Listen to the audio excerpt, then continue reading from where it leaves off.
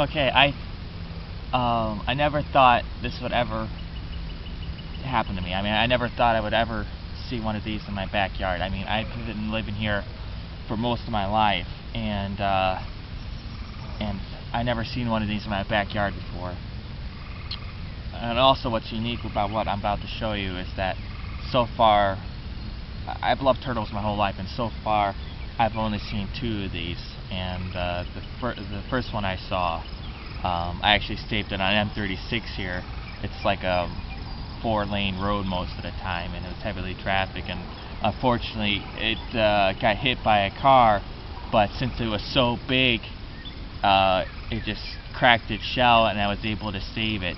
And I took it to wildlife, this Hollow Nature Center, which is pretty much like a wildlife reserve and clinic, basically. And anyways, what I'm about to show you, like I said, I've only seen twice in my life, and I never thought in a million years that I would see it in my backyard.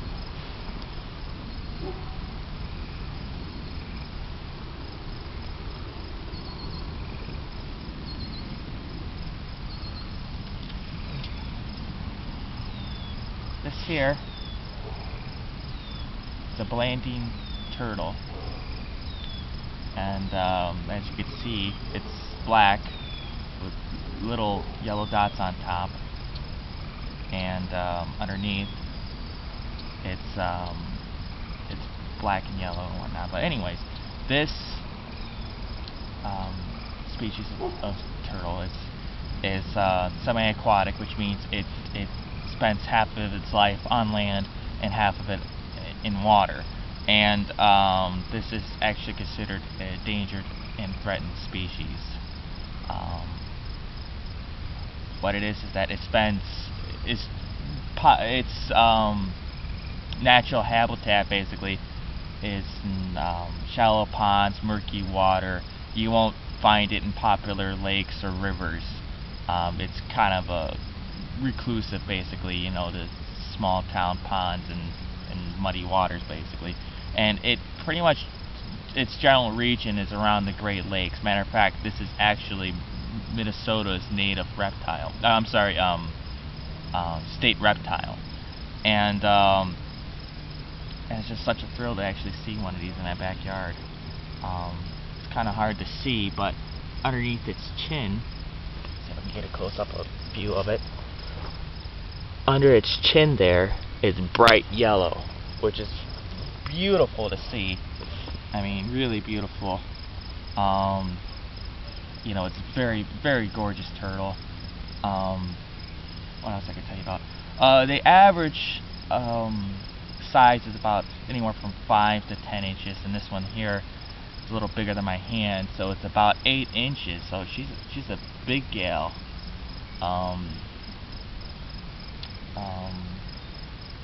Usually this time of the year in June, the females wander away from the pond, I guess you could say, and hopes to lay their nest somewhere. I have no idea where she's going, but I've been watching her for most of that evening, and she hasn't gone off too far, but she knows what she's doing. But the Bladding's turtle here usually eat frogs, small fish, and some vegetation. And they're pretty agile and kind of keep to themselves, really. But this is a threatened and endangered species, and to preserve this turtle and other ones, we gotta talk to the DNR, we gotta talk to the state government, and we gotta preserve these guys' way of life and their habitat.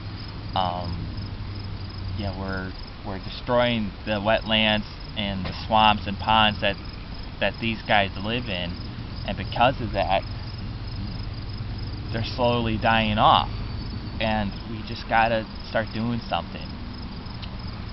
I mentioned a little bit ago that it's a state, it's Minnesota state reptile, and it's been found all over the Great Lakes, but the only state that's actually made this species a very special concern is actually us people in Michigan. So good job on us, but we really as a society need to step up to this, not just with just endangered turtles, you know, and not just the Bladding turtles, but just our wildlife in general. You know, we got to step up to the plate and start taking care of things. And I think a good start for us is to take care of the little guys like this guy, and work from there. You know, we have to do something, guys. And what a treat and an honor to see this gal here in my backyard. She's been a very, very good guest, and I hope to see her for many years to come. Alright, I'm gonna put her back where she was, and you guys have a good night. Godspeed.